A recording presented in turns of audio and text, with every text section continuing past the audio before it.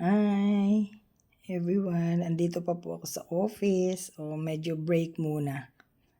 Nagbasa muna ako ng A Moment with the Lord. Page Saint Teresa of Calcutta. Inspiration ko po ito eh. Ito na lang basahin ko sa inyo. Sabi niya, let no one ever come to you without living better and happier.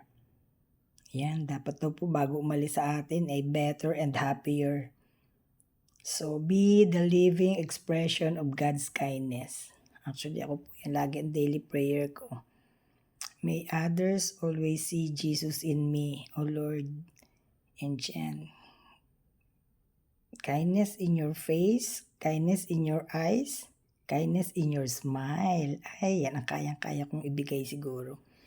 Every time you smile at someone, it is an action of love. A gift to that person and a beautiful thing. Ito, ang ganda nito po. It is not how much we do, but how much love we put in the doing. And it's not how much we give, but how much we love. But how much love we put in the giving. Ganda po, di ba? Sarap pagnilayan. Okay, yan po muna. From your Manang Edit. Back to work po muna. May mga kailangan pantapusin. Bye!